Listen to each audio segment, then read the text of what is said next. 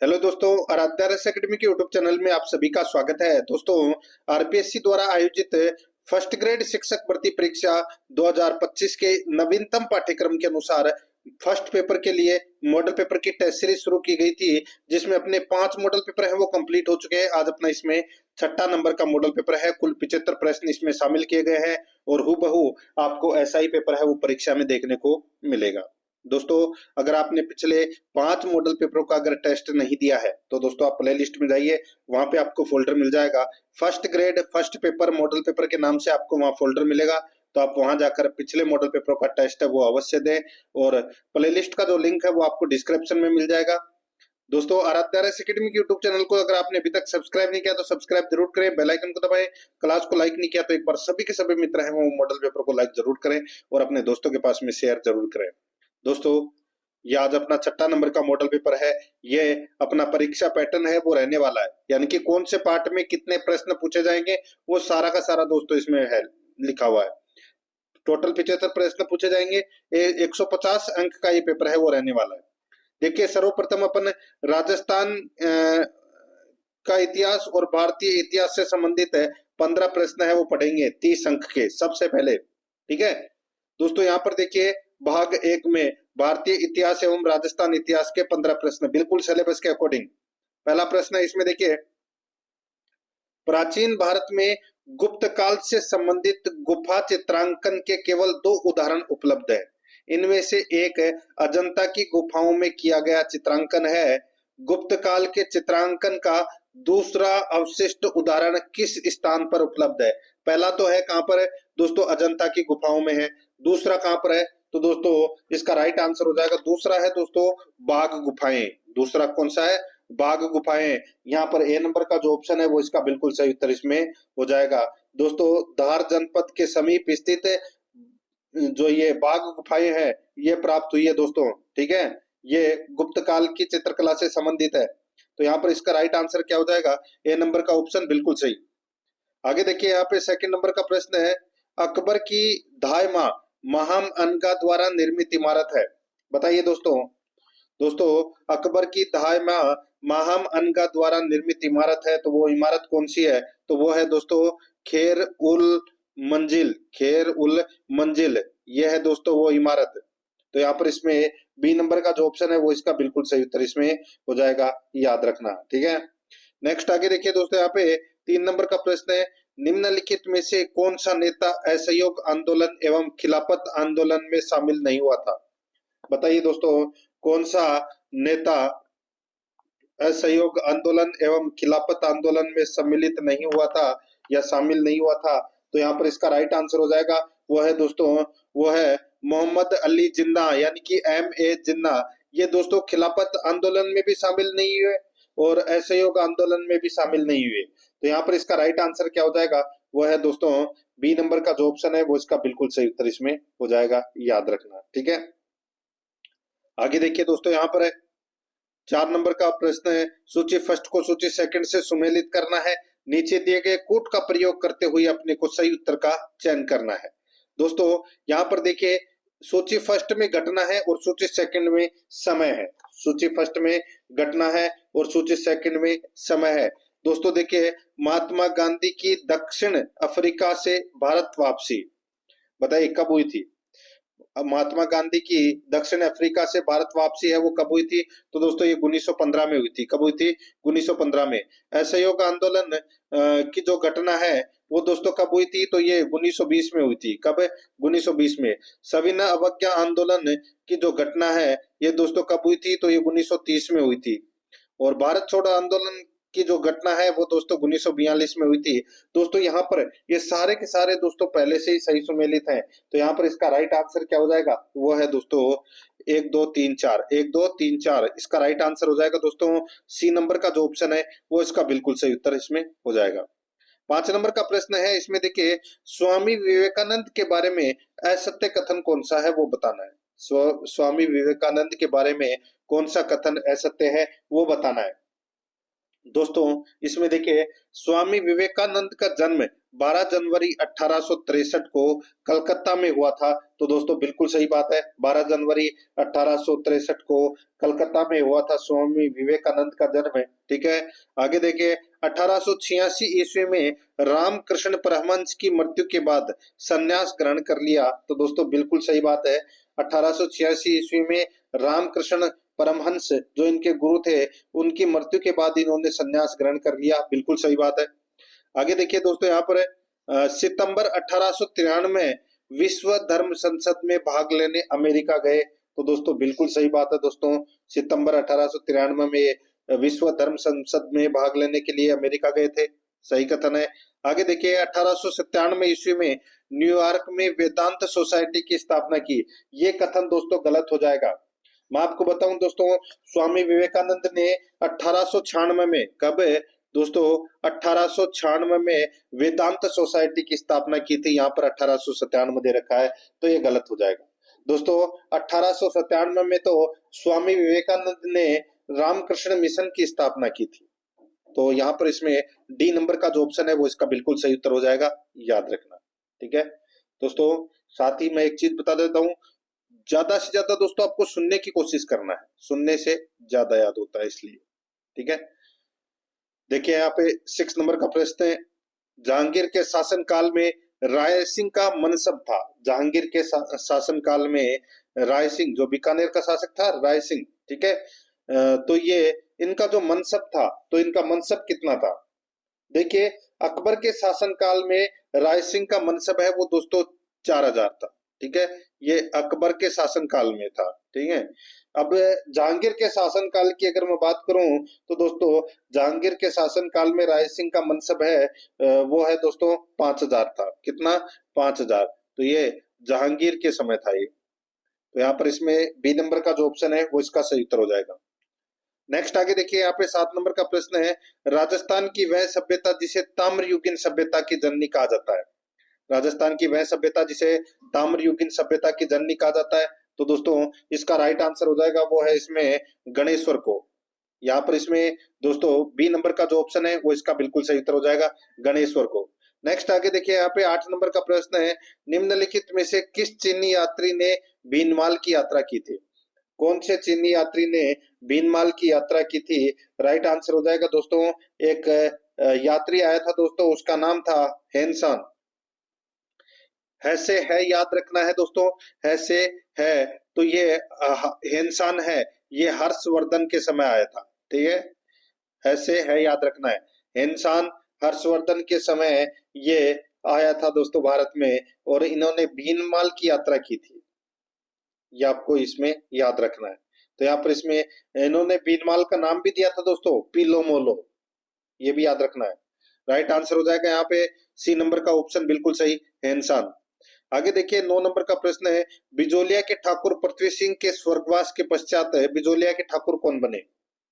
बताइए दोस्तों, बिजोलिया के ठाकुर पृथ्वीराज सिंह की पृथ्वीराज सिंह के स्वर्गवास के बाद दोस्तों बिजोलिया के ठाकुर है वो कौन बने। तो यहाँ पर इसका सही उत्तर हो जाएगा वो है दोस्तों राव केसरी सिंह। राव केसरी सिंह ये बिजोलिया के ठाकुर बने थे। यहाँ पर बी नंबर का जो ऑप्शन है वो इसका बिल्कुल सही उत्तर हो जाएगा।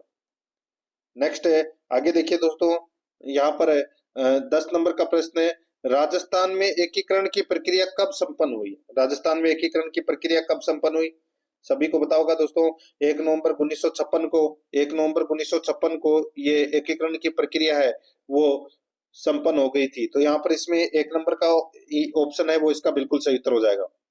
11 नंबर का प्रश्न इसमें देखिए, निम्नलिखित में से असुमेलित युग्म का चयन कीजिए। असुमेलित युग्म का चयन कीजिए। एक तरफ लोक देवी है, दूसरी तरफ स्थान है। एक तरफ लोक देवी है तो दूसरी तरफ है स्थान है। यहाँ पर देखिए दोस्तों, इसमें बड़ली माता का मंदिर कहाँ पर है। दोस्तों बड़ली माता का जो मंदिर है वो कहाँ पर है,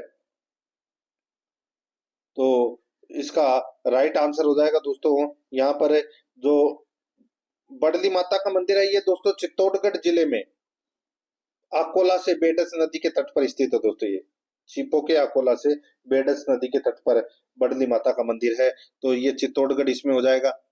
ठीक है, नारायणी माता का मंदिर है वो दोस्तों अलवर में है। शीतला माता का मंदिर जोधपुर, ये गलत हो जाएगा। शीतला माता का मंदिर कहाँ है तो दोस्तों चाकसो तहसील में सील की डूंगरी गांव में पहाड़ पर शीतला माता का मंदिर है वो स्थित है, यहाँ पर है। दोस्तों जोधपुर है वो गलत दे रखा है, और बदाना माता का मंदिर है वो कोटा में है, बिल्कुल सही है। तो यहाँ पर इसका सही उत्तर क्या हो जाएगा, सी नंबर का ऑप्शन सही उत्तर हो जाएगा इसमें।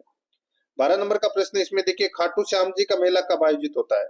खाटू श्याम जी का मेला कब आयोजित होता है तो दोस्तों यह आयोजित होता है फाल्गुन शुक्ल दशमी से द्वादशी तक। फाल्गुन शुक्ल दशमी से द्वादशी तक खाटू श्याम जी के मेले का आयोजन है वो होता है। यहाँ पर इसमें सी नंबर का जो ऑप्शन है वो इसका सही उत्तर इसमें हो जाएगा। आगे देखिए यहाँ पे 13 नंबर का प्रश्न इसमें देखिए, कुर्जा, पीपली, मूमल व घुघरी आदि गीत है। कुर्जा, पीपली, मूमल व घुघरी आदि गीत है, तो दोस्तों ये किसके गीत है तो दोस्तों ये मरु प्रदेश के गीत है। किसके, मरु प्रदेश के गीत है। राइट आंसर हो जाएगा यहाँ पे ए नंबर का ऑप्शन बिल्कुल सही। आपने एक प्रश्न का नाम और सुना होगा दोस्तों, पटेलिया, बिछियो, लालर। दोस्तों पटेलिया, बिछियो और लालर है ये पर्वतीय क्षेत्रों के गीत है, और ये कुर्जा, पीपली, मूमल, घुघरी ये मरु प्रदेश के गीत है दोस्तों। राइट आंसर हो जाएगा यहाँ पे ए नंबर ऑप्शन बिल्कुल सही। 14 नंबर का प्रश्न इसमें देखिए, कोटा में स्थित हवा महल का निर्माण किसने करवाया था। कोटा में हवा महल का निर्माण है, सॉरी कोटा में स्थित नहीं है ये,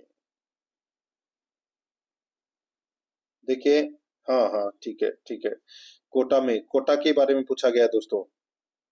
यहाँ पे जयपुर में भी हवा महल है और कोटा में भी हवा महल है, ठीक है। तो यहाँ पर इसमें देखिए कोटा में स्थित हवा महल का निर्माण है वो किसने करवाया था। कोटा में स्थित है हवा महल का निर्माण है वो किसने करवाया था तो ये करवाया था दोस्तों राम सिंह द्वितीय ने। किसने करवाया था, राम सिंह द्वितीय ने दोस्तों हवा महल का निर्माण करवाया था कोटा में। ये आपको इसमें याद रखना है। यहाँ पर इसमें सी नंबर का ऑप्शन बिल्कुल सही उत्तर हो जाएगा। 15 नंबर का प्रश्न इसमें देखिए, मेवाड़ महाराणा की पगड़ी बांधने वाला व्यक्ति कहलाता था। मेवाड़ महाराणा के पगड़ी बांधने वाला व्यक्ति कहलाता था, तो वो क्या कहलाता था, वो कहलाता था दोस्तों छापदार, ठीक है। क्या करते थे उसको, छापदार कहते हैं। यहाँ पर इसमें सी नंबर का ऑप्शन बिल्कुल सही उत्तर हो जाएगा। अब दोस्तों अपन है वो भाग 2 के अंदर करंट अफेयर से संबंधित 10 प्रश्न है वो पढ़ेंगे। यहाँ पर देखिए दोस्तों इसके अंदर 16 नंबर का प्रश्न है, डीबीआईएम अनुरूप वेबसाइट, डीबीआईएम अनुरूप वेबसाइट का उद्घाटन किसने किया और इसका संबंध किस मंत्रालय से है। दोस्तों डीबीआईएम अनुरूप वेबसाइट का जो उद्घाटन है वो दोस्तों केंद्रीय मंत्री दोस्तों जयंत चौधरी ने किया, ठीक है। किसने, जयंत चौधरी ने इसका उद्घाटन किया, और इसका संबंध है वो कौशल विकास और उद्यमिता मंत्रालय से। तो यहाँ पर इसका सही उत्तर हो जाएगा वो है इसमें ए नंबर का जो ऑप्शन है वो इसका बिल्कुल सही उत्तर इसमें हो जाएगा, याद रखना। नेक्स्ट आगे देखिए यहाँ पे 17 नंबर का प्रश्न है, गुजरात के चीखली में उद्घाटन किए गए वारी एनर्जी की सौर सेल गीगा फैक्ट्री मैन्युफैक्चरिंग सुविधा की क्षमता कितनी है और इसका उद्घाटन किसने किया, बताइए। 17 नंबर का प्रश्न इसमें देखिए, गुजरात के चीखली में उद्घाटन किए गए वारी एनर्जी की सौर सेल गीगा फैक्ट्री या मैन्युफैक्चरिंग सुविधा की क्षमता कितनी है और इसका उद्घाटन किसने किया। तो दोस्तों यहाँ पर इसका राइट आंसर हो जाएगा, इसकी क्षमता दोस्तों 5.4 गीगावाट है, 5.4 गीगावाट है, और इसका उद्घाटन दोस्तों प्रहलाद जोशी ने किया। यहाँ पर इसमें ए नंबर का ऑप्शन बिल्कुल सही उत्तर हो जाएगा। और ये प्रहलाद जोशी कौन है तो दोस्तों केंद्रीय नवीन एवं नवीकरणीय ऊर्जा मंत्री है ये श्री प्रहलाद जोशी। राइट आंसर हो जाएगा यहाँ पे ए नंबर का ऑप्शन सही। नेक्स्ट 18 नंबर का प्रश्न इसमें देखिए, भागीरथ मोबाइल ऐप का शुभारंभ किसने किया और इसका उद्देश्य क्या है। भागीरथ मोबाइल ऐप का शुभारंभ किसने किया और इसका उद्देश्य क्या है। दोस्तों इसका सही उत्तर हो जाएगा पुष्कर सिंह धामी ने। दोस्तों पुष्कर सिंह धामी ने इसका शुभारंभ किया, भागीरथ मोबाइल ऐप का शुभारंभ, और इसका उद्देश्य दोस्तों जल संरक्षण है। यहाँ पर इसका सही उत्तर हो जाएगा ए नंबर का ऑप्शन बिल्कुल सही। नेक्स्ट आगे देखिए 19 नंबर का प्रश्न है, टेक कृति 2025 का उद्घाटन किसने किया और यह कहाँ आयोजित हुआ। बताइए दोस्तों, टेक कृति 2025 का उद्घाटन किसने किया और यह कहाँ आयोजित हुआ? तो दोस्तों यह कहाँ आयोजित हुआ? तो दोस्तों ये जनरल अनिल चौहान ने दोस्तों इसका उद्घाटन किया और ये आईआईटी कानपुर में आयोजित हुआ था। यहाँ पर इसमें ए नंबर का जो ऑप्शन है वो इसका बिल्कुल सही उत्तर इसमें हो जाएगा। आगे देखिए दोस्तों, यहाँ पे 20 नंबर का प्रश्न है, इसरो ने किस थ्रस्टर पर 1000 घंटे का जीवन परीक्षण सफलतापूर्वक किया? इसरो ने किस थ्रस्टर पर 1000 घंटे का जीवन परीक्षण सफलतापूर्वक किया? तो यहाँ पर इसका सही उत्तर हो जाएगा, वो है दोस्तों 300 300 मिली न्यूटन स्टेशनरी प्लाज्मा थ्रस्टर। 300 मिली न्यूटन स्टेशनरी प्लाज्मा थ्रस्टर पर 1000 घंटे का जीवन परीक्षण सफलतापूर्वक पूरा किया। यहाँ पर ए नंबर का जो ऑप्शन है वो इसका बिल्कुल सही उत्तर इसमें हो जाएगा, याद रखना। नेक्स्ट दोस्तों, अब यहाँ पर देखिए, अब अपन राजस्थान करंट अफेयर से भी संबंधित 5 प्रश्न पढ़ेंगे। करंट अफेयर से संबंधित 10 प्रश्न परीक्षा में पूछे जाएंगे, जिसमें से 5 प्रश्न है वो अपन राजस्थान करंट अफेयर के पढ़ रहे हैं और 5 प्रश्न अपन भारतीय करंट अफेयर के प्रश्न है वो पढ़ रहे हैं। यहाँ पर देखिए दोस्तों, 21 नंबर का प्रश्न है, द्रौपदी मीणा भारत की पहली महिला लाख आर्टिस्ट बनी है जिनका नाम इंडिया बुक ऑफ रिकॉर्ड्स में दर्ज हुआ है। द्रौपदी मीणा किस जिले से है? तो दोस्तों यहाँ पर देखिए, ये भारत की पहली महिला लाख आर्टिस्ट बनी है और ये दोस्तों बसवा गांव दौसा की रहने वाली है द्रौपदी मीणा। राइट आंसर हो जाएगा ए नंबर का ऑप्शन सही उत्तर। नेक्स्ट है 22 नंबर का प्रश्न है, भाजपा के पूर्व प्रदेशाध्यक्ष और चित्तौड़गढ़ सांसद सीपी जोशी को किस समिति का सभापति मनोनीत किया गया है? बताइए, सीपी जोशी को किस समिति का सभापति मनोनीत किया गया है? इसका राइट आंसर हो जाएगा, वो है दोस्तों याचिका समिति यानी कि पिटीशन समिति का सभापति मनोनीत किया गया है। यहाँ पर बी नंबर का ऑप्शन बिल्कुल सही उत्तर हो जाएगा। नेक्स्ट आगे देखिए, 23 नंबर का प्रश्न है, बीकानेर में पहले बाल महोत्सव आजू गुजा का आयोजन कब हुआ? बताइए, बीकानेर के पहले बीकानेर में पहले बाल महोत्सव आजू गुजा का आयोजन कब हुआ? तो दोस्तों ये हुआ 22 से 23 फरवरी 2025। 22 से 23 फरवरी 2025। यहाँ पर इसमें सी नंबर का जो ऑप्शन है वो इसका बिल्कुल सही उत्तर इसमें हो जाएगा, याद रखना।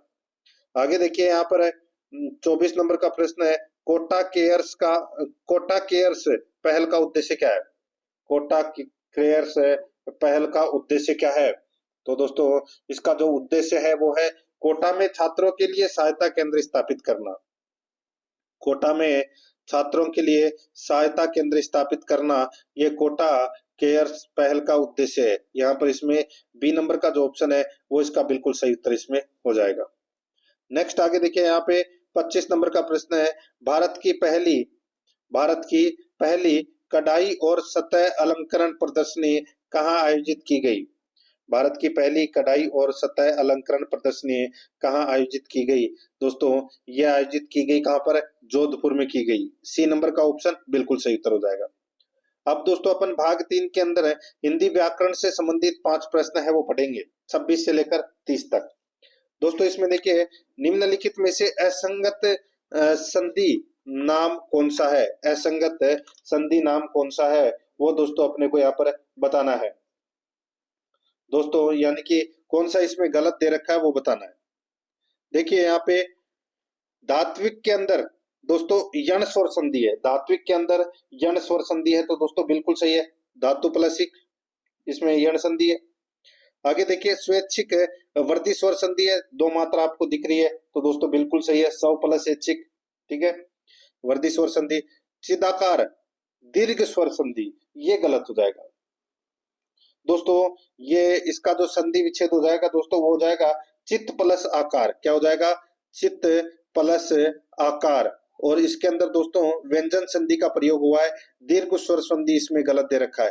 देवर्षि के अंदर दोस्तों देव प्लस ऋषि गुण स्वर संधि होगा दोस्तों इसमें, तो यहाँ पर इसका राइट आंसर सी नंबर का ऑप्शन हो जाएगा, क्योंकि ये दोस्तों इसमें गलत दे रखा है। आगे देखिए, यहाँ पे 27 नंबर का प्रश्न है, किस शब्द में अनु उपसर्ग नहीं लगा है? बताइए कौन से शब्द में अनु उपसर्ग नहीं लगा है? दोस्तों यहाँ पर देखिए इसमें आपको दिखाई दे रहा होगा अनवित अनविति, अनंत, अन्वेक्षण और अनुज्ञा।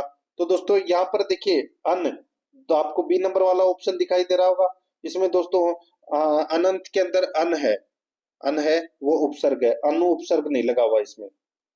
तो यहाँ पे अन प्लस अंत यानी कि अन उपसर्ग है, मूल शब्द इसके अंदर अंत है। तो यहाँ पर इसमें सही उत्तर बी नंबर ऑप्शन हो जाएगा। आगे देखिए अनेकार्थक शब्द खग का अर्थ है। बताइए खग का अर्थ क्या है? तो दोस्तों खग का अर्थ है तारा, पक्षी, बाण, ये होता है दोस्तों खग का अर्थ। तो यहाँ पर इसमें 3 नंबर का यानी कि सी नंबर ऑप्शन बिल्कुल सही। 29 नंबर का प्रश्न है निम्नलिखित शब्द युग्म में से अशुद्ध कौन सा है? बताइए निम्नलिखित शब्द युग्म में से अशुद्ध कौन सा है? तो दोस्तों अशुद्ध की अगर मैं यहाँ पे बात करूं तो दोस्तों देखिए अष्टी और ये एक अष्टी, अष्टी का मतलब एक राग और अष्टी का मतलब एक छंद विशेष है। तो ये अपना इसमें गलत हो जाएगा। दोस्तों जो ये शुरू वाली अष्टी है इसका मतलब होता है एक छंद विशेष है और इस अष्टी का मतलब होता है एक राग। ये उल्टा दे रखा है इसलिए ये गलत है। तो यहाँ पर इसमें डी नंबर का ऑप्शन बिल्कुल सही उत्तर हो जाएगा। 30 नंबर का प्रश्न है निम्नलिखित में से शुद्ध वाक्य कौन सा है? दोस्तों शुद्ध वाक्य कौन सा है वो अपने को यहाँ पर बताना है। दोस्तों यहाँ पर देखिए इसमें इस गीत की 2-4 कड़ियां सुना दो, ठीक है, इस गीत की 2-4 कड़ियां सुना दो। ये वाक्य दोस्तों क्या है इसमें शुद्ध है। यहाँ पर डी नंबर का ऑप्शन बिल्कुल सही उत्तर इसमें हो जाएगा। बाकी इसमें तीनों वाक्य है वो दोस्तों अशुद्ध है।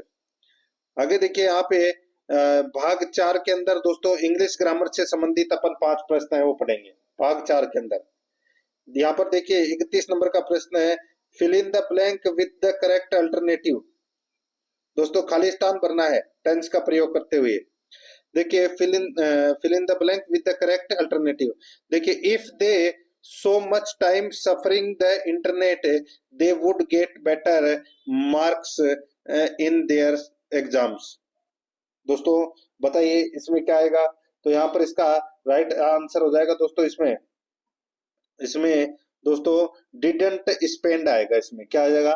डिडंट स्पेंड आएगा इसमें। तो यहाँ पर इसमें सी नंबर का जो ऑप्शन है वो इसका बिल्कुल सही उत्तर हो जाएगा डिडंट स्पेंड। ठीक है, नेक्स्ट आगे देखिए यहाँ पे 32 नंबर का प्रश्न है transform the given sentence into indirect speech. दोस्तों अपने को डायरेक्ट से इनडायरेक्ट में बनाना है तो सीधा सा हो जाएगा दोस्तों। इसमें सेंटेंस देखिए do you want balloons he said to the child. तो यहाँ पर सेड टू का क्या हो जाएगा? आस्क्ड हो जाएगा। ठीक है, कनेक्टिव इसमें दोस्तों इफ लग जाएगा। और दोस्तों सिंपल प्रेजेंट टेंस है तो दोस्तों इसका सिंपल पास्ट टेंस बन जाएगा इनडायरेक्ट में। तो यहाँ पर इसका राइट आंसर हो जाएगा he asked the children if it wanted balloons. तो यहाँ पर इसमें सही उत्तर हो जाएगा ए नंबर का जो ऑप्शन है वो इसका बिल्कुल सही उत्तर हो जाएगा। आगे देखिए यहाँ पे 33 नंबर का प्रश्न है find out the erroneous part of the sentence, यानी कि कौन से पार्ट में एरर है वो दोस्तों अपने को यहाँ पर बताना है। तो यहाँ पर देखिए दोस्तों देखिए virtue is more dearer to me than wealth. तो दोस्तों यहाँ पर इसका सही उत्तर क्या हो जाएगा? बताइए कौन से पार्ट में एरर है? तो इसमें एरर है दोस्तों देखिए यहाँ पर देखिए विर्ट्यू इज मोर। तो दोस्तों यहाँ पर इसमें जो मोर है मोर इसमें गलत हो जाएगा। ठीक है, यहाँ पर सीधा सा मैं आपको बोलूं इसके अंदर है मोर है वो इसमें नहीं आएगा। तो यहाँ पर इसका राइट आंसर क्या हो जाएगा? वो है ए नंबर का जो ऑप्शन है वो इसका बिल्कुल सही।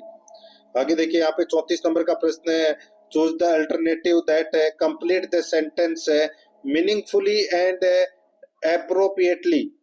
दोस्तों यहाँ पर देखिए इसमें contrary to popular that money is that power I knowledge is power.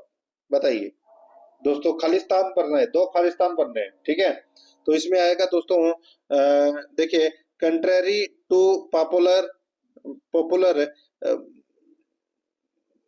Belief that money is that power, I believe knowledge is power. तो दोस्तों यहाँ पर इसमें बी नंबर का जो ऑप्शन है वो इसका सही उत्तर हो जाएगा इसमें। नेक्स्ट आगे देखिए 35 नंबर का प्रश्न है, fill in the blank with the correct preposition. Preposition भरना है दोस्तों। यहाँ पर देखिए इंडिया गॉट फ्रीडम 15 अगस्त 1947। तो यहाँ पर इसका सही उत्तर हो जाएगा दोस्तों, वो है ऑन। ऑन आएगा दोस्तों, यहाँ पर सी नंबर का ऑप्शन बिल्कुल सही उत्तर हो जाएगा। दोस्तों यहाँ पर देखिए अब अपन भाग 5 में सामान्य विज्ञान से संबंधित 5 प्रश्न है वो पढ़ेंगे। दोस्तों यहाँ पर देखिए ये 40-18 AR तथा 40-19 के परस्पर संबंधित है। अब यहाँ पर मैं आपको बताऊं दोस्तों, ये समान द्रव्यमान एवं भिन्न परमाणु क्रमांक वाले परमाणु समभारिक कहलाते हैं।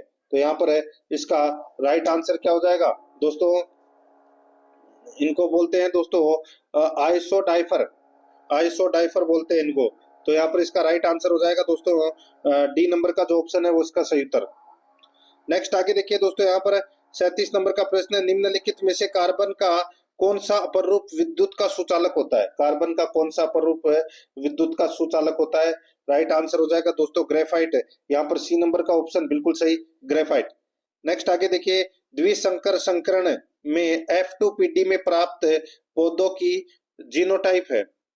द्विसंकर संकरण में F2PD में प्राप्त पौधों की जीनोटाइप है। तो दोस्तों पौधों की जीनोटाइप क्या है? सही उत्तर हो जाएगा इसमें 9:3:3:1। यहाँ पर इसमें डी नंबर का जो ऑप्शन है वो इसका बिल्कुल सही उत्तर हो जाएगा। नेक्स्ट आगे देखिए, यहाँ पर 39 नंबर का प्रश्न है, अंतर्राष्ट्रीय जैव विविधता दिवस किस तारीख को मनाया जाता है? अंतर्राष्ट्रीय जैव विविधता दिवस किस तारीख को मनाया जाता है? तो दोस्तों ये 22 मई को मनाया जाता है। यहाँ पर बी नंबर का ऑप्शन बिल्कुल सही उत्तर हो जाएगा, प्रतिवर्ष 22 मई को। आगे देखिए, बंदूक की गोली से निकलने के पश्चात कंधे का पीछे की ओर जाना गति के किस नियम की पुष्टि करता है? गति के किस नियम की पुष्टि करता है? तो दोस्तों ये क्रिया प्रतिक्रिया का नियम की पुष्टि करता है ये। यहाँ पर सी नंबर का ऑप्शन बिल्कुल सही उत्तर हो जाएगा। नेक्स्ट आगे देखिए, यहाँ पर भाग 6 के अंदर दोस्तों भारतीय संविधान के 5 प्रश्न है वो पढ़ेंगे सिलेबस के अकॉर्डिंग। देखिए यहाँ पर 41 नंबर का प्रश्न है, वित्त आयोग के संदर्भ में निम्नलिखित कथनों में से सही कथन कौन सा है वो अपने को यहाँ पर बताना है। दोस्तों इसमें देखिए अपने को कूट भाषा में उत्तर देना है कि कौन सा कथन सत्य है। वित्त आयोग एक अर्ध न्यायिक निकाय है, बिल्कुल सही बात है। वित्त आयोग में एक अध्यक्ष और 4 अन्य सदस्य होते हैं जिन्हें राष्ट्रपति द्वारा नियुक्त किया जाता है, बिल्कुल सही बात है। तीसरा देखिए, वित्त आयोग के अध्यक्ष और सदस्य पुनर्नियुक्ति के पात्र होते हैं, तो ये भी बिल्कुल सही है। तो यहाँ पर इसका राइट आंसर क्या हो जाएगा, वो है दोस्तों इसमें 1, 2, 3, यानी कि डी नंबर का जो ऑप्शन है वो इसका बिल्कुल सही उत्तर हो जाएगा। 1, 2, 3 इसमें तीनों सही है। नेक्स्ट आगे देखिए, यहाँ पे 42 नंबर का प्रश्न, इसमें देखिए सुमेलित कीजिए, सूची फर्स्ट में विषय है और सूची सेकंड में अनुच्छेद है। सूची फर्स्ट में विषय है और सूची सेकंड में अनुच्छेद है। यहाँ पर देखिए संसद का गठन, दोस्तों संसद का गठन कौन से अनुच्छेद में है? तो अनुच्छेद 79 में, अनुच्छेद 79 में। और राज्यसभा की संरचना है ये दोस्तों अनुच्छेद 80 में, अनुच्छेद 80 में राज्यसभा की संरचना से संबंधित है। और लोकसभा की संरचना है ये दोस्तों अनुच्छेद 81 में, अनुच्छेद 81 में लोकसभा की संरचना से संबंधित है। और संसद के सत्रावसान एवं विघटन है ये दोस्तों अनुच्छेद 85 में। तो यहाँ पर इसका राइट आंसर क्या हो जाएगा दोस्तों, देखिए यहाँ पे 4-3-2-1, 4-3-2-1 इसका बिल्कुल सही उत्तर हो जाएगा। कौन से ऑप्शन में है? बी नंबर के ऑप्शन में है, ये अपना सही उत्तर हो जाएगा। 43 नंबर का प्रश्न, इसमें देखिए निम्नलिखित में से कौन से व्यक्ति लोकसभा के अध्यक्ष के साथ साथ उपाध्यक्ष पद पर भी सुशोभित रहे हैं? बताइए निम्नलिखित में से कौन से व्यक्ति, यानी कि कौन कौन से व्यक्ति लोकसभा के अध्यक्ष के साथ उपाध्यक्ष पद पर भी सुशोभित रहे हैं? तो यहाँ पर इसका राइट आंसर हो जाएगा दोस्तों, वो है इसमें कौन? तो दोस्तों M.A.S. अयंगर और हुकम सिंह, ये दोनों दोस्तों लोकसभा अध्यक्ष के साथ साथ ये दोस्तों उपाध्यक्ष भी रहे हैं। तो यहाँ पर इसका राइट आंसर हो जाएगा दोस्तों यानी कि सीधा सा मैं आपको बोलूं कि ये लोकसभा अध्यक्ष भी थे, जो लोकसभा के उपाध्यक्ष भी रह चुके हैं। तो यहाँ पर इसका राइट आंसर क्या हो जाएगा, वो है डी नंबर ऑप्शन, बिल्कुल सही। आगे देखिए यहाँ पे 44 नंबर का प्रश्न है, संसद भारतीय संविधान की आधारभूत संरचना में संशोधन नहीं कर सकती है, ऐसा प्रावधान कौन से वाद में किया गया। संसद भारतीय संविधान की आधारभूत संरचना में संशोधन नहीं कर सकती है, ऐसा प्रावधान कौन से वाद में किया गया। तो बताइए कौन से वाद में किया गया। तो यहाँ पर इसका सही उत्तर हो जाएगा दोस्तों, ये किया गया कौन से वाद में, तो ये केशवानंद भारती वाद में किया गया 1973 में। यहाँ पर इसमें सी नंबर का जो ऑप्शन है वो इसका बिल्कुल सही उत्तर हो जाएगा, केशवानंद भारती वाद में। आगे देखिए 45 नंबर का प्रश्न है, निम्नलिखित कथनों पर विचार कीजिए। निम्नलिखित कथनों पर क्या करना है, विचार करना है और बताना है कि दोस्तों इसमें कौन सा कथन है वो सत्य है। सत्य कथन का अपने को यहाँ पर क्या करना है, चयन करना है। देखिए मुख्य निर्वाचन आयुक्त की नियुक्ति राष्ट्रपति द्वारा की जाती है, बिल्कुल सही बात है।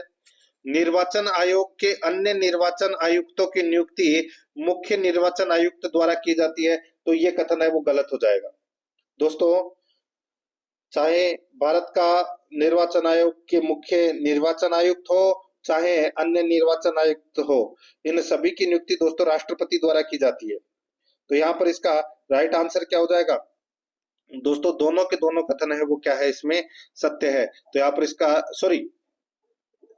एक कथन सत्य है, पहला कथन सत्य है, दूसरा कथन इसमें गलत दे रखा है, निर्वाचन आयुक्त द्वारा की जाती है, ये मुख्य निर्वाचन आयुक्त द्वारा अन्य निर्वाचन आयुक्तों की नियुक्ति की जाती है, गलत है, राष्ट्रपति द्वारा की जाती है। तो यहाँ पर कूट भाषा में उत्तर देना था, केवल एक सही है, यहाँ पर ए नंबर का ऑप्शन बिल्कुल सही उत्तर हो जाएगा। अब दोस्तों यहाँ पे भाग 7 के अंदर राजस्थान भूगोल के अपन 5 प्रश्न है वो पढ़ रहे हैं। 46 नंबर का प्रश्न इसमें देखिए, जनगणना 2001 की तुलना में 2011 की जनगणना के अनुसार राजस्थान में नगरीय क्षेत्रों में लिंग अनुपात 1000 पुरुषों पर महिलाओं से बढ़ा है। तो बताइए यहाँ पर दोस्तों क्या पूछा गया है कि 2001 की तुलना में 2011 की जनगणना के अनुसार राजस्थान में नगरीय क्षेत्रों में लिंगानुपात 1000 पुरुषों पर कितनी महिलाओं से बढ़ा है। तो दोस्तों इसका जो राइट आंसर हो जाएगा 24 अंकों की दोस्तों वृद्धि हुई है, 24 अंकों की क्या हुई है, वृद्धि हुई है। यहाँ पर इसमें सी नंबर का ऑप्शन बिल्कुल सही उत्तर हो जाएगा। देखिए नगरीय लिंगानुपात है वो 2001 में 890 था, जो 2011 के अंदर दोस्तों 914 हो गया, ठीक है। यहाँ पर इसमें सी नंबर ऑप्शन सही। आगे देखिए सूची फर्स्ट को सूची सेकंड से सुमेलित करना है। सूची फर्स्ट में झीलें और सूची सेकंड में जिला है। देखिए जयसमंद झील है वो कहाँ पर है, तो दोस्तों जयसमंद झील उदयपुर में है। सिलीसेट झील कहाँ है, तो दोस्तों ये अलवर में है। तालाब शाही कहाँ है, तो धौलपुर में है। गैब सागर कहाँ है, तो डूंगरपुर में है। तो यहाँ पर इसका राइट आंसर हो जाएगा 4 1 2 3, 4 1 2 3 कौन से ऑप्शन में है।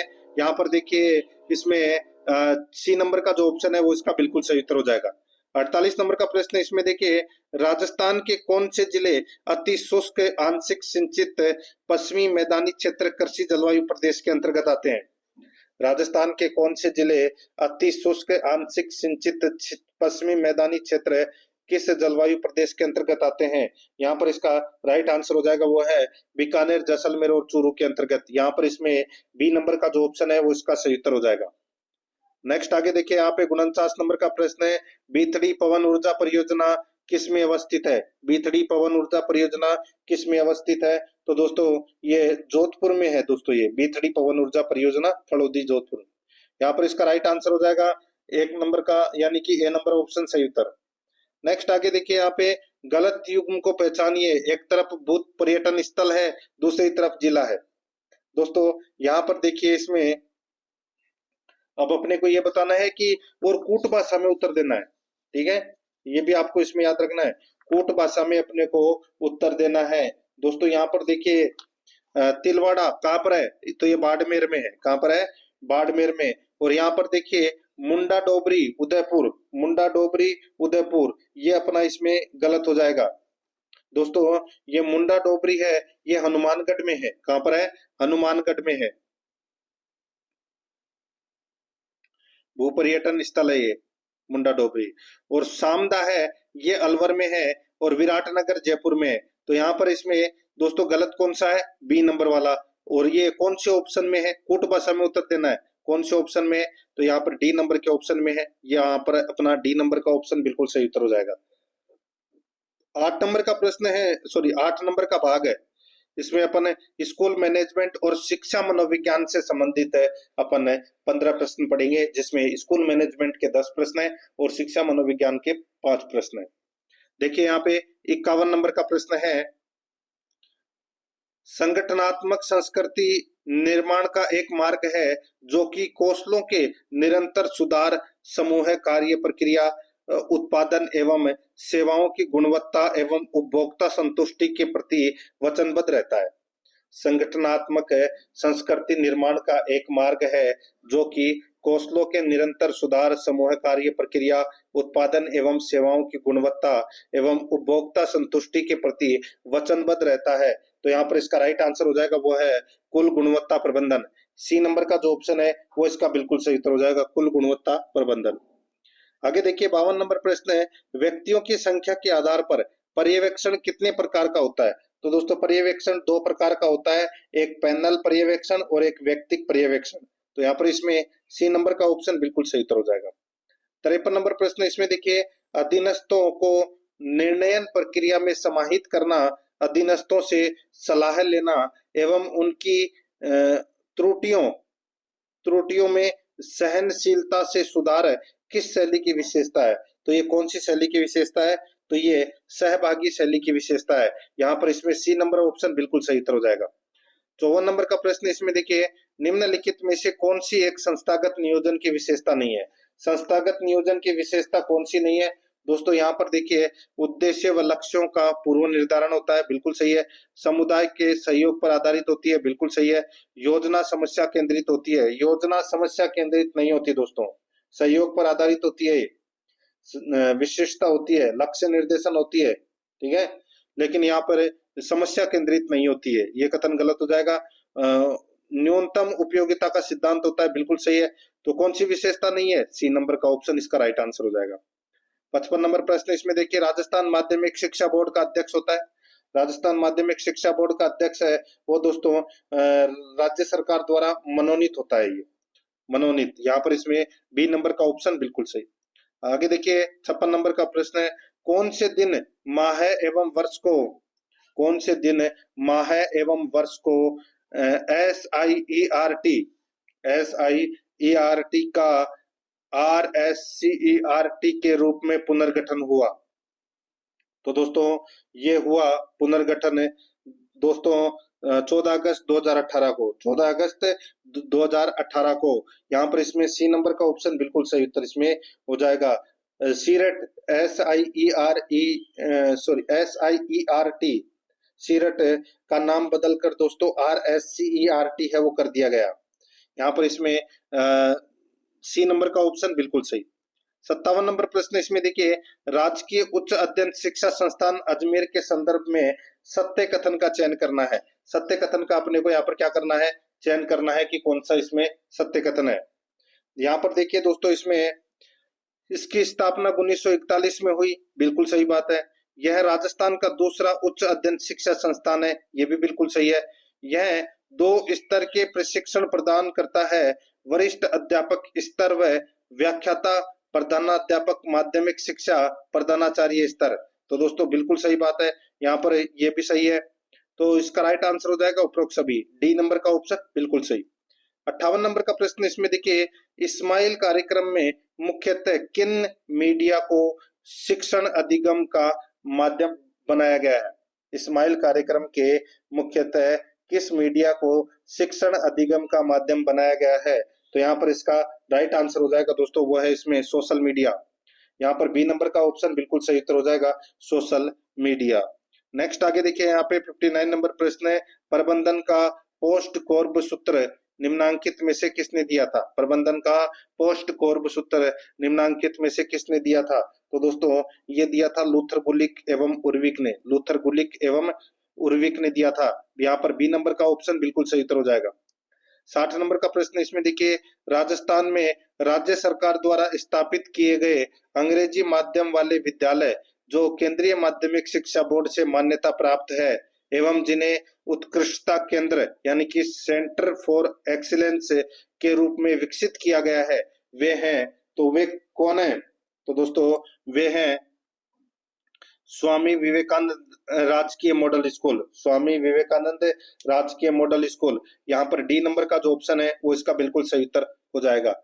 आगे देखिए यहाँ पे 61 नंबर का प्रश्न है, यदि एक बालक की वास्तविक आयु 12 वर्ष 6 माह है तथा मानसिक आयु 18 वर्ष है, तो टर्मन के अनुसार उसकी बुद्धिमत्ता का स्तर है वो क्या होगा? बताइए, एक बालक की वास्तविक आयु कितनी है? 12 वर्ष 6 माह है। ये वास्तविक आयु 12 वर्ष 6 माह है और मानसिक आयु 18 वर्ष है, तो टर्मन के अनुसार उसकी बुद्धिमत्ता का जो स्तर है वो क्या होगा? तो दोस्तों यहाँ पर इसका जो राइट आंसर हो जाएगा वो है दोस्तों क्या होगा? तो दोस्तों वो प्रतिभाशाली होगा। इसका सूत्र तो पता ही होगा दोस्तों, यहाँ पर बी नंबर का जो ऑप्शन है वो इसका बिल्कुल सही उत्तर हो जाएगा, यहाँ पे प्रतिभाशाली। आगे देखिए 62 नंबर का प्रश्न है, अधिगम धीरे धीरे होता है न कि अंतर्दृष्टि युक्त, यह निम्नलिखित में से किस मनोवैज्ञानिक से संबंधित है? अधिगम धीरे धीरे होता है न कि अंतर्दृष्टि युक्त, यह निम्नलिखित में से किस मनोवैज्ञानिक से संबंधित है? तो दोस्तों ये संबंधित है थॉर्नडाइक, E.L. थॉर्नडाइक से संबंधित है दोस्तों। ये यहाँ पर है 6 नंबर का ऑप्शन बिल्कुल सही उत्तर हो जाएगा। आगे देखिए दोस्तों यहाँ पे 63 नंबर का प्रश्न है, प्राणी के वांछित व्यवहारों के लिए पुनर्बलन महत्वपूर्ण है, यह निम्नलिखित में से किस मनोवैज्ञानिक से संबंधित है? प्राणी के वांछित व्यवहारों के लिए पुनर्बलन महत्वपूर्ण है, यह निम्नलिखित में से किस मनोवैज्ञानिक से संबंधित है? तो दोस्तों ये कौन से मनोवैज्ञानिक से संबंधित है? तो यहाँ पर इसका राइट आंसर हो जाएगा दोस्तों, ये संबंधित है B.F. स्किनर के, B.F. स्किनर के। यहाँ पर 6 नंबर का जो ऑप्शन है वो इसका बिल्कुल सही उत्तर हो जाएगा, B.F. स्किनर के। आगे देखिए 64 नंबर का प्रश्न है, अपनी सामाजिक विकास की प्रक्रिया में बालक समूह बनाता है, यह अवस्था है? अपनी सामाजिक विकास की प्रक्रिया में बालक समूह बनाता है, वह अवस्था है। तो दोस्तों वह अवस्था कौन सी है? तो दोस्तों वो बाल्यावस्था है। कौन सी? बाल्यावस्था। तो यहाँ पर इसमें राइट आंसर द नंबर का ऑप्शन हो जाएगा, बाल्यावस्था। आगे देखिए यहाँ पे 65 नंबर का प्रश्न है, जुंग के अनुसार व्यक्तित्व के प्रकार है, जुंग के अनुसार व्यक्तित्व के प्रकार है। तो दोस्तों अंतर्मुखी और बहिर्मुखी, अंतर्मुखी और बहिर्मुखी। यहाँ पर इसमें बी नंबर का जो ऑप्शन है वो इसका बिल्कुल सही उत्तर इसमें हो जाएगा। दोस्तों अब अपन भाग 9 के अंदर रीजनिंग एवं गणित से संबंधित 10 प्रश्न है वो पढ़ेंगे, यानी कि 66 से लेकर और 75 तक। दोस्तों अब इसमें देखिए सबसे पहले देखिए, निम्नलिखित शब्दों को अंग्रेजी शब्दकोश के अनुसार क्रम में व्यवस्थित करने पर दिए गए शब्दों के बीच में आने वाले शब्द का चयन विकल्पों में से कीजिए। दोस्तों अब यहाँ पर SPORT, इसमें SPOIL और इसमें SPOUSE, SPIT और SPRROW। अब दोस्तों यहाँ पर देखिए SP तो सभी के अंदर है, SP की तो क्या है, सभी के अंदर है, ठीक है। अब SP के बाद में देखिए सबसे पहले ABCD में क्या आता है? A, तो ये देखिए A इसके अंदर है, तो ये पहले नंबर पर आ जाएगा, बाकी A किसी के अंदर ही नहीं है, ठीक है। उसके बाद में दोस्तों ABCD देखिए यहाँ पर है, इसके अंदर SPO है, इसके अंदर भी SPO है, इसके अंदर भी SPO है, ठीक है, और यहाँ पर SPI है। तो I पहले आता है कि O पहले आता है? तो दोस्तों I पहले आता है, तो ये दूसरे नंबर पर हो जाएगा। उसके बाद में दोस्तों देखिए SPO तीनों के अंदर सेम है। उसके बाद में देखिए इसमें R है, इसमें I है और इसमें U है। तो बताइए R पहले आता है या I पहले आता है या U? तो दोस्तों I पहले आता है, तो ये तीसरे नंबर पर हो जाएगा। अब यहाँ पे अपने को क्या पूछा है कि बीच में आने वाले शब्द का चयन करना है, तो दोस्तों तीसरा नंबर का ही होगा बीच में आने वाला। तो कौन सा है? स्पॉइल ही होगा अपना सही उत्तर। तो यहाँ पर इसमें डी नंबर का जो ऑप्शन है वो इसका बिल्कुल सही। आगे देखिए 67 नंबर का प्रश्न है, इसमें देखिए एक कक्षा में रेनू का रैंक नीचे से 15वां है, एक कक्षा में रेनू का रैंक है वो दोस्तों नीचे से कौन सा है? 15वां है।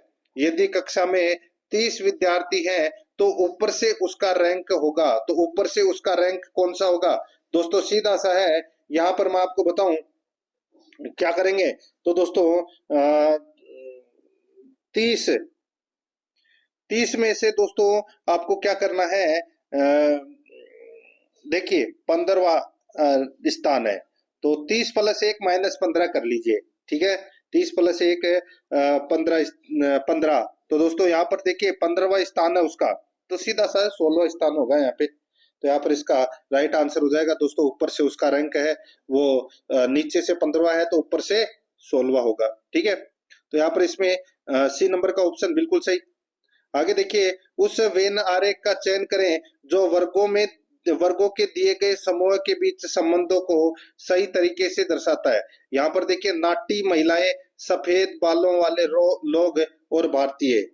दोस्तों बताइए कौन सा होगा इसमें राइट आंसर। दोस्तों यहाँ पर देखिए समूह के ये मिक्स में होगा दोस्तों, तीनों तीनों लाइन एक दूसरे को काटेगी दोस्तों। तो यहाँ पर डायग्राम बनेगा दोस्तों, बी नंबर का जो ऑप्शन है वो इसका बिल्कुल सही उत्तर हो जाएगा। जैसे ये नाटी महिलाएं हैं तो ये सफेद बालों वाले लोग हैं और ये भारतीय है, तो तीनों ही हो सकते हैं दोस्तों भारतीय। तो यहाँ पर इसमें right answer B number option हो जाएगा। आगे देखिए यहाँ पे 69 नंबर का प्रश्न है, अक्षरों के उस संयोजन का चयन करें जो रिक्त स्थान में यथाक्रम भरे जाने पर पुनरावर्ती पैटर्न निर्मित करेगा। पुनरावर्ती पैटर्न है वो दोस्तों निर्मित करेगा। तो दोस्तों यहाँ पर देखिए ए बी ए ये तो ठीक है। अब दोस्तों यहाँ पर देखिए और भी कहीं देखिए सी बी सी, ठीक है, ये बनेगा दोस्तों इसके अंदर, ये A B A C B C। तो यहाँ पर A B A C B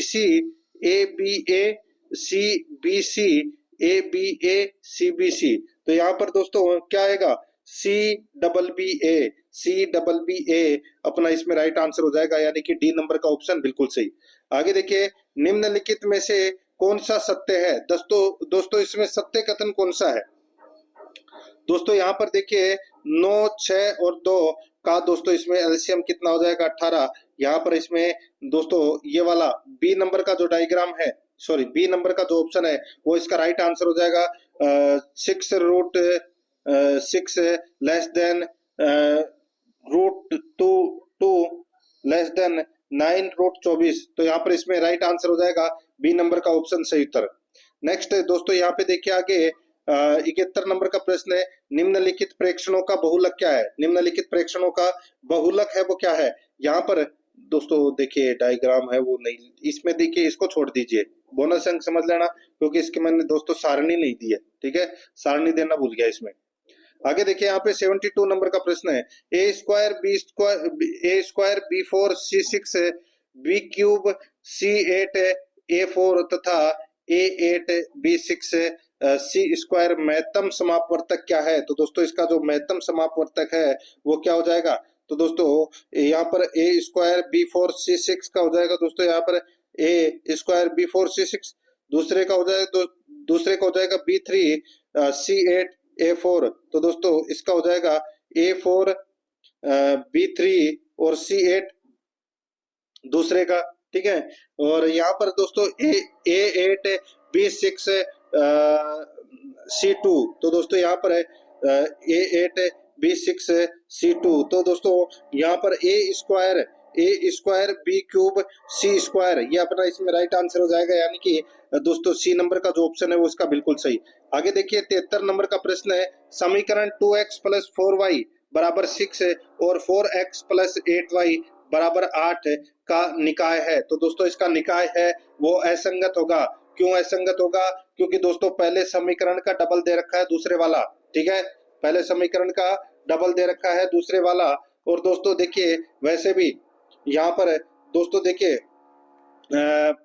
2x + 4y = 6 को अपन 2 से मल्टीप्लाई करेंगे तो दोस्तों कितना हो जाएगा। तो ये 4x + 8y बराबर क्या हो जाएगा, 12, ठीक है। और इसको इसमें से माइनस करेंगे तो दोस्तों माइनस करोगे तो दोस्तों यहाँ पर देखिए 4x + 8y बराबर दोस्तों यहाँ पर 8 है। तो दोस्तों ये कितना आ जाएगा, 0, कितना आ जाएगा, ये तो आ जाएगा दोस्तों 0 और ये आ जाएगा 4 है। तो दोस्तों 0 और 4 है वो कभी बराबर नहीं होते, तो ये असंगत, इसका राइट आंसर हो जाएगा सी नंबर ऑप्शन सही। आगे देखिए, एक समबाहु त्रिभुज के अंतःवृत्त का क्षेत्रफल का वर्ग सेमी है, तो त्रिभुज का क्षेत्रफल है वो ज्ञात कीजिए। दोस्तों त्रिभुज का क्षेत्रफल है वो अपने को यहाँ पर क्या करना है, ज्ञात करना है। यहाँ पर देखिए दोस्तों, यहाँ पे देखिए इसमें आप वर्ग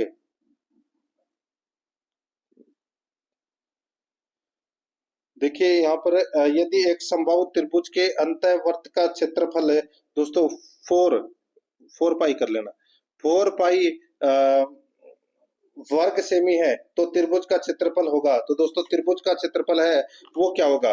तो दोस्तों यहाँ पर आप देख सकते हैं, इसमें इसमें देखिए वर्त का क्षेत्रफल है वो कितना है, तो पाई आर स्क्वायर है। तो दोस्तों यहाँ पर पाई आर स्क्वायर बराबर कितना दे रखा है?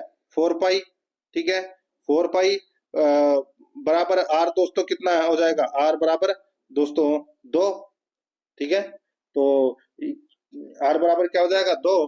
तो दोस्तों यहाँ पे वर्त की त्रिज्या है वो निकालनी है, तो यहाँ पर आर बराबर भुजा √3 हो जाएगा। तो यहाँ पर भुजा √3 हो जाएगा, तो दोस्तों 2 बराबर भुजा √3, 2 √3। ठीक है, तो यहाँ पे क्षेत्रफल बराबर क्या हो जाएगा? √3/4 भुजा स्क्वायर। तो यहाँ पर इसका 12√3 इसका राइट आंसर हो जाएगा दोस्तों। यहाँ पर इसमें ए नंबर का ऑप्शन बिल्कुल सही।